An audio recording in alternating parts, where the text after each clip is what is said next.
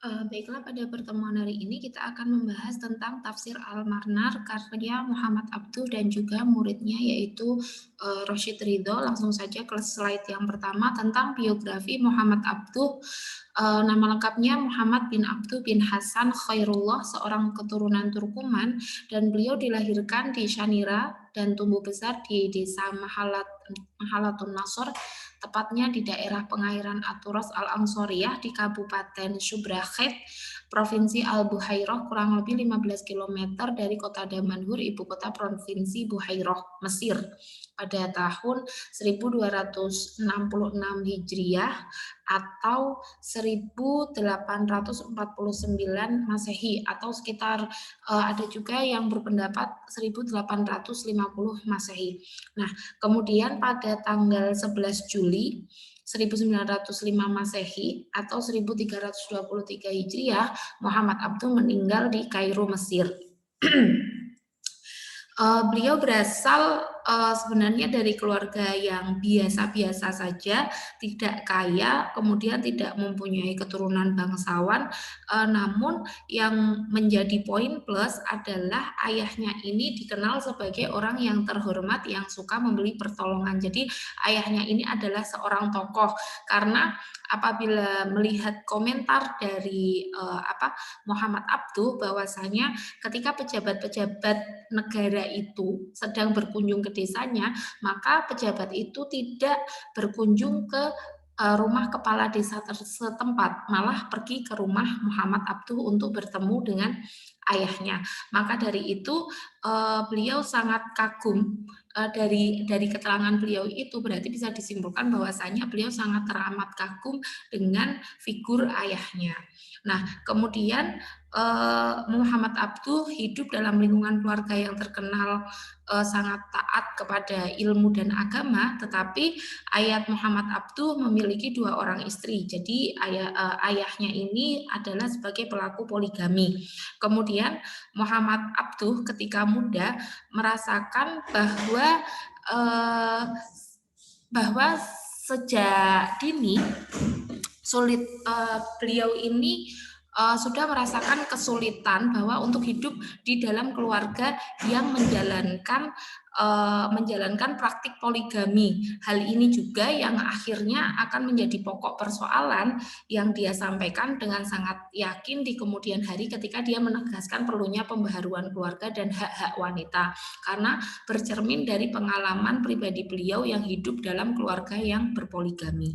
Nah, kemudian di usia beliau yang 10 tahun, Abduh mulai belajar membaca dan menulis, dan pada usia 12 tahun dia sudah menjadi seorang hafidz Quran. Jadi dalam kurun waktu 2 tahun beliau sudah menyelesaikan hafalannya.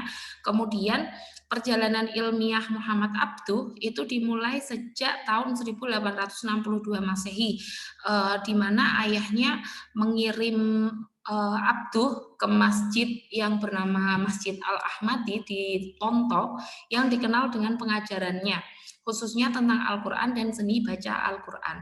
Tetapi hal tersebut hanya bertahan satu setengah tahun saja. Kemudian beliau memutuskan untuk kembali ke kampung halamannya karena merasa pembelajaran di sana tidak sesuai dengan keinginannya dan tidak membawa hasil yang signifikan untuk membuat kemajuan dirinya. Nah, kemudian di usia 16 tahun beliau menikah, tetapi setelah menikah itu tidak menyurutkan semangat dari orang tua Muhammad Abduh untuk memotivasi anaknya agar menuntut ilmu. Nah, kemudian orang tuanya mengirimkan Muhammad Abduh kembali ke kota Tonto dan atas bujukan pamannya yang bernama Syekh Darwis Khidir.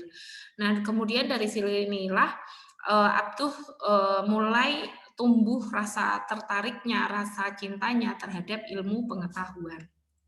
Nah, ia belajar di kota Tonto kira-kira 4 tahun, kemudian melanjutkan studinya ke Universitas Al-Azhar tahun 1866 sampai 1877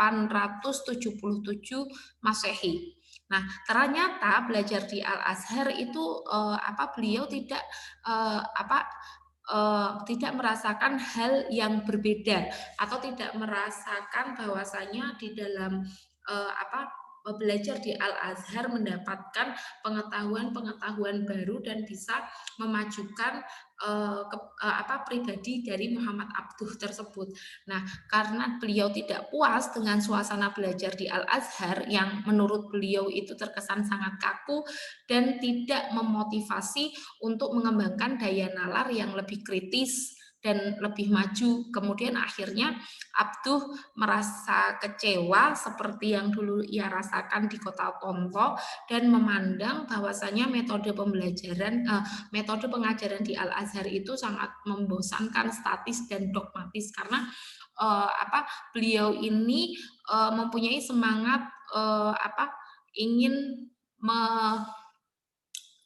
memajukan dirinya seperti itu. Nah, jadi beliau itu tidak cocok dengan pembelajaran yang statis dan dogmatis karena beliau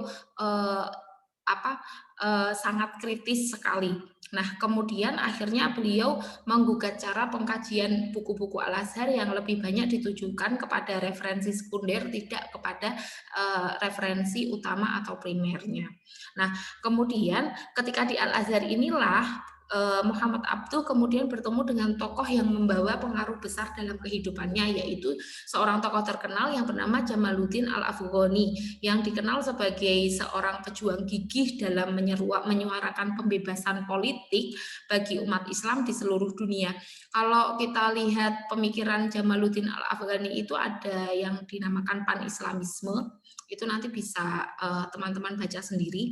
Nah, Al-Afghani ini sempat 2 kali mendatangi Mesir, yaitu pada tahun 1869 Masehi dan juga 1871 Masehi. Nah, pertemuan beliau ini dengan Abduh memberikan perubahan dalam diri Abduh, karena Abduh ini kan orangnya itu kan sangat progresif, kemudian juga kritis. Nah, jadi dari kepribadian seorang Muhammad Abduh yang tadinya cenderung kepada dunia tasawuf dan juga terkenal sangat eksklusif, menjadi seorang pejuang yang gigih dan berpandangan lebih progresif dalam menata masa depan. Nah, pengaruh Al-Afghani ini tidak lepas dari ide gagasannya tentang pentingnya dibuka pintu ijtihad agar ajaran Islam itu tidak statis tapi dinamis. Satu gagasan yang sangat cocok dan menjadi perhatian utama Abduh karena di masa modern ini tidak hanya tidak hanya berpegang kepada penafsiran-penafsiran ulama klasik, tetapi langkah-langkah progresif sesuai dengan perkembangan zaman dan posisi Al-Quran itu adalah sebagai posisi Al-Quran itu harus solih likuli zaman wal makan, maka menurutnya pintu ijtihad dari suatu gagasan itu memang dibutuhkan agar ilmu-ilmu keislaman tidak statis. Nah, kemudian dalam karir akademisnya, Abduh mendapatkan gelar doktor dan guru besar dalam bidang sejarah di Darul Ulum. Ia kemudian aktif dalam kegiatan tulis-menulis untuk menuangkan ide gagasan yang diusungnya tentang modernitas dalam ruang lingkup pemikiran Islam.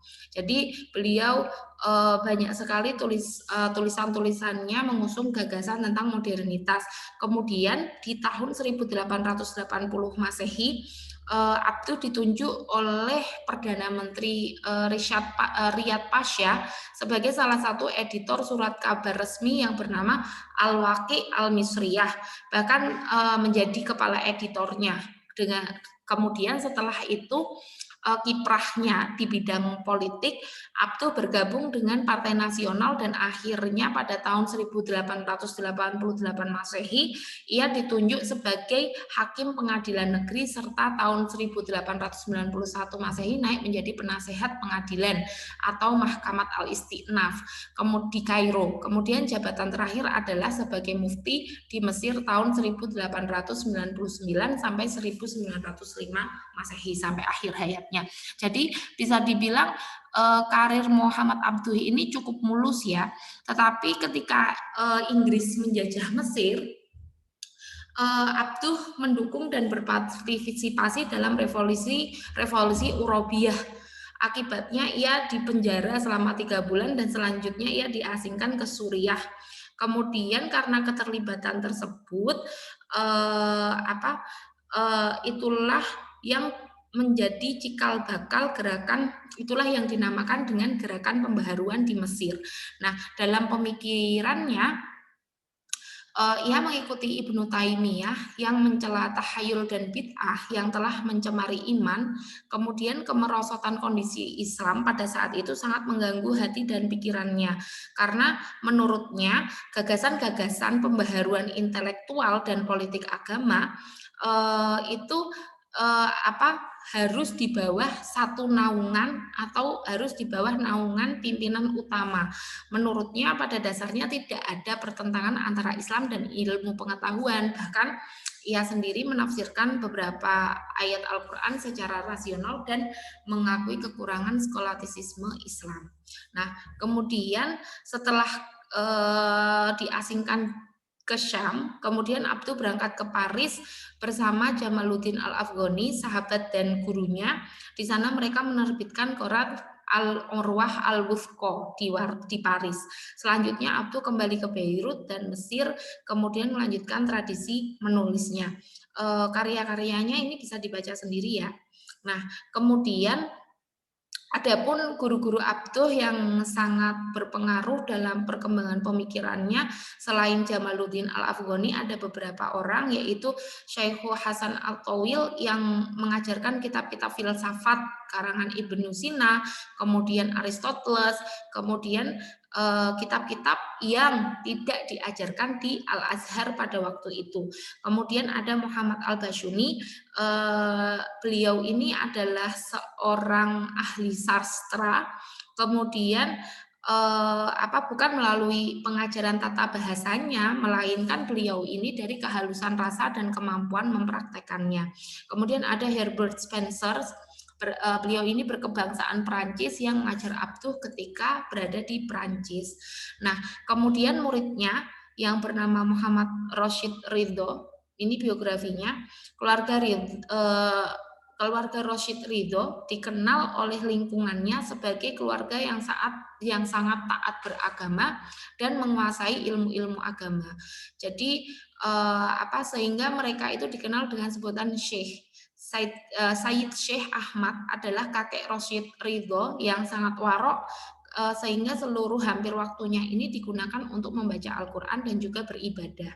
Kemudian Rashid Ridho beranjak mencapai umur remaja, ayahnya mempunyai kedudukan serta ilmu dari kakeknya. Jadi menurunlah wibawa dan ilmu dari sang kakek kepada ayahnya. Kemudian Rashid Ridho sangat terpengaruh. Jadi pemikiran Rashid Ridho itu juga dipengaruhi dari apa yang didapat dari ayahnya. Kemudian Rashid Ridho belajar kepada banyak guru di samping orang tuanya sendiri. Pada masa kecil beliau belajar di Kutab. Nah, kemudian setelah tamat, orang tuanya mengirimnya ke Tripoli untuk belajar di Ibtidaiyah yang mengajarkan nahwu, shorof, akidah, fikih, berhitung, dan juga ilmu bumi. Nah, kemudian Syekh Husain Al-Jisr itu adalah orang yang mempunyai andil sangat besar terhadap perkembangan pemikiran Rashid Ridho, karena hubungan antara keduanya tidak terhenti, walaupun kemudian sekolah itu ditutup oleh pemerintah Turki. Jadi Syekh Husain Al-Jisr ini memberikan kesempatan kepada Rashid Ridho untuk menulis di beberapa surat kabar di Tripoli. Kesempatan ini yang nantinya akan mengantarkan Rashid Ridho untuk memimpin majalah Al-Manar. Kemudian pada tahun 1314 Hijriah atau 1897 Masehi, Syekh Husain Al-Jisr, gurunya ini, memberikan kepada Rashid Ridho ijazah dalam bidang ilmu agama, bahasa, dan juga filsafat. Nah, kemudian di samping Syekh Husain Al-Jizr dan Muhammad Abduh, Rashid Ridho ini juga belajar kepada guru-guru yang lain seperti Mahmud Nasyabah, bisa dilihat sendiri ya. Beliau ini adalah seorang ahli hadis, kemudian Syekh Muhammad Al-Qawiji, beliau ini juga seorang muhaddis, kemudian Syekh Abdul Ghani Ar-Rafi'i yang mengajarkan kepada Rashid Ridho sebagian dari kitab hadis Nailul Awqar. Kemudian Syekh Muhammad Kamil Ar-Rafi'i dan juga Al-Ustadz Muhammad Al-Husaini. Nah, kemudian pembentukan intelektual dan keilmuan Rashid Ridho itu sebenarnya lebih cenderung pada materi-materi klasik. Jadi beliau itu lebih tertarik dengan materi-materi klasik. Misalkan beliau ini setelah membaca buku dari Al-Ghazali yaitu Ihya Ulumuddin yang membuat ia mengenal zuhud, kemudian tasawuf serta ubudiyah, dan kemudian bergabunglah beliau dalam suluk tarekat Naksabandiyah di tahun 1310 Hijriah atau 1892 Masehi. Nah, kemudian setelah itu terjadi perubahan yang besar dalam orientasi pemikirannya setelah membaca, tadinya kan beliau ini kan sangat tasawuf sekali ya. Kemudian setelah membaca majalah Al-Urwah Al-Wuthqa milik ayahnya yang diterbitkan di Paris oleh Jamaluddin Al-Afghani dan juga Muhammad Abduh, kemudian beliau mulai beralih dari seseorang yang zuhud, kemudian seseorang yang lebih suka materi-materi klasik, kemudian beliau suka dengan kemajuan atau sesuatu yang progresif. Nah, ini dijelaskan ia berubah dari sifat zuhud karena beliau itu kan sudah bergabung di tarekat Naksabandiyah menjadi seseorang yang bersemangat dalam perbaikan politik dan kemasyarakatan menuju sifat keislaman yang moderat yang dipelopori oleh Al-Afghani dan juga Muhammad Abduh yang mana pemikirannya itu ingin menyeimbangkan antara jiwa dan raga, dunia dan akhirat, antara kebebasan pribadi dan kebebasan publik, antara kemuliaan manusia dan kepentingan umat Islam dalam tatanan mondial, dalam tatanan masyarakat. Maka dari itu sebenarnya corak dari tafsir Manar itu adalah lebih ke adab ijtimai untuk membahas untuk memberikan solusi bagi permasalahan-permasalahan umat yang dihadapi pada saat itu. Nah, kemudian Rashid Ridho menerbitkan majalah Al-Manar dalam 34 jilid. Majalah Al-Manar yang pertama kali terbit pada tahun 1315 Hijriah atau 1898 Masehi dan akhir terbitnya pada edisi 35 tanggal 29 Rabiul Tsani 1354 Hijriah atau 1935 Masehi. Di tiap edisi banyak yang mencantumkan pendapat-pendapat beliau dalam pembaharuan agama dan politik, dan di dalamnya ditulis tafsir Al-Quran yang diterbitkan secara terpisah dan diberi nama tafsir Al-Manar. Nah, kemudian sekilas tentang tafsir Al-Manar. Jadi jelas tafsir Al-Manar itu disusun oleh Muhammad Abduh dan juga Rashid Ridho. Nah, kemudian pertemuannya itu di majalah, pertemuan antara beliau berdua ini di majalah Al-Urwah Al-Wuthqa. Nah, kemudian tafsir Al-Manar pada awalnya ini sebenarnya adalah sebuah nama majalah yang mengelola masalah-masalah sosial budaya dan agama. Kemudian tafsir ini bersumber dari perkuliahan Muhammad Abduh tentang tafsir Al-Quran yang disampaikan di Universitas Al-Azhar yang disusun setelah beliau wafat tahun 1905 dan oleh Muhammad Rashid Ridho dengan judul Tafsir Al-Quran Al-Hakim. Nah, namun kemudian ketika kitab ini lebih populer dengan Tafsir Al-Manar. Jadi nama asli kitabnya itu adalah Tafsir Al-Quranul Hakim, tetapi lebih populer dengan Tafsir Al-Manar yang pernah diterbitkan secara serial dan periodik. Nah, Al-Manar ini terbit pertama kali pada tanggal 22 Syawal 1315 Hijriah dilatar belakangi oleh keinginan Rashid Ridho untuk menerbitkan sebuah surat kabar yang mengolah tentang atau membahas tentang masalah-masalah sosial budaya dan juga agama. Kemudian sebulan setelah pertemuan ketiganya dengan Muhammad Abduh, awalnya berupa mingguan awalnya ini berupa terbitnya ini mingguan. Nah, kemudian sebanyak 8 halaman, tetapi ternyata mendapatkan sambutan hangat dari masyarakat, bukan hanya di Mesir saja atau negara Arab-Arab sekitarnya, tapi juga sampai Eropa dan Indonesia. Jadi awalnya itu diterbitkan mingguan, tapi mereka tidak menyangka bahwasanya tulisan tersebut mendapatkan sambutan yang hangat. Nah, kitab ini terdiri dari 12 juz pertama dari Al-Quran, jadi tidak semuanya ditafsirkan, yaitu surah Al-Fatihah sampai surah Yusuf ayat 53. Jadi hanya 12 juz pertama dari Al-Quran. Kemudian penafsiran dari awal sampai ayat 126 surah An-Nisa itu diambil dari pemikiran tafsir Muhammad Abduh. Selebihnya dilakukan oleh Rashid Ridho dengan mengikuti metode yang digunakan Abduh. Dalam penafsirannya, Abduh cenderung mengkombinasikan antara riwayat yang sahih dan nalar yang rasional, yang diharapkan bisa menjelaskan hikmah-hikmah syariat sunatullah serta eksistensi Al-Quran sebagai petunjuk bagi manusia.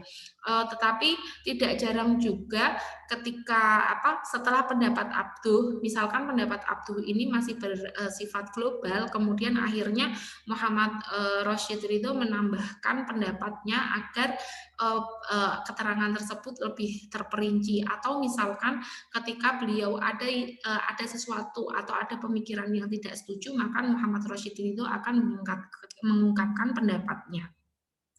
Nah, kemudian Al-Manar ini adalah salah satu kitab tafsir yang banyak berbicara tentang sastra budaya dan kemasyarakatan. Jadi coraknya ini adalah adab ijtimai. Jadi suatu corak penafsiran yang menitik beratkan penjelasan Al-Quran pada sisi-sisi ketelitian redaksi, kemudian menyusun ayat-ayatnya dalam redaksi yang indah dengan penekanan pada tujuan utama turunnya Al-Quran, yaitu memberikan petunjuk bagi umat manusia. Jadi bagaimana Al-Quran ini diposisikan bahwasanya kitab ini adalah hudal linnas. Jadi ketika ada sebuah problem di tengah masyarakat, maka Al-Quran lah menjadi solusinya, seperti itu. Nah, metode yang dipakai oleh Abduh dalam penafsirannya metode yang dipakai oleh Muhammad Rashid Ridho. Jadi slide selanjutnya tentang metode yang digunakan oleh Muhammad Rashid Ridho. Kemudian ini kita bahas dulu metode yang dipakai oleh Muhammad Abduh dalam penafsirannya. Yang pertama, memandang setiap surat atau ayat Al-Quran itu adalah suatu kesatuan yang utuh dan serasi. Jadi antara satu ayat dengan ayat yang lain ini adalah satu kesatuan yang utuh, yang saling melengkapi dan saling berhubungan, seperti itu. Kemudian ayat-ayat Al-Quran bersifat umum dan universal. Jadi menurut Muhammad Abduh, ayat-ayat Al-Quran ini bersifat umum dan universal. Jadi selalu mulaim fikuli zaman wal makan. Nah, karena masih bersifat umum dan universal, maka dibutuhkan tafsir, dan produk tafsirnya itu otomatis akan menyesuaikan dengan produk tafsirnya yang menyesuaikan ya. Jadi produk tafsirnya itu akan menyesuaikan sesuai apa yang dihadapi oleh masyarakat pada saat itu. Kemudian Al-Quran ini diposisikan sebagai sumber primer bagi syariat agama Islam. Kemudian beliau ini tidak setuju atau sangat menentang taklid, kemudian mempergunakan pandangan dan pemikiran serta metode ilmiah dalam penafsiran dan istinbat. Jadi beliau ini eh, mengutamakan berpegang pada akal rasio ya dalam memahami ayat-ayat Al-Qur'an. Kemudian beliau ini juga menghindari penafsiran yang berlebihan tentang sesuatu yang mubham dalam Al-Qur'an. Jadi beliau tidak menafsirkan lebih dalam sesuatu yang masih mubham di dalam Al-Qur'an. Kemudian beliau ini juga sangat berhati-hati dalam mempergunakan tafsir bil maksur dan mencegah penggunaan cerita-cerita Israiliyat seperti itu. Nah, kemudian mengaitkan kehidupan sosial dengan berdasarkan kepada petunjuk Al-Qur'an karena tadi sudah dijelaskan bahwasanya semangat Al-Qur'an ini adalah hudal linnas, jadi segala sesuatu yang ada di dalam kehidupan sosial ini akan dikaitkan kepada Al-Qur'an seperti itu. Jadi Al-Qur'an ini itu adalah sebagai teks yang memang tidak akan mati jika memang tafsirnya ini dilakukan secara progresif, yaitu berproses, tidak sebagai sesuatu hal yang final seperti itu. Nah, kemudian metode penafsiran yang diusung oleh Rosyid Ridho secara umum adalah yang pertama menafsirkan ayat melalui penelitian ilmiah. Kemudian beliau juga terpengaruh dengan penafsiran Ibnu Katsir.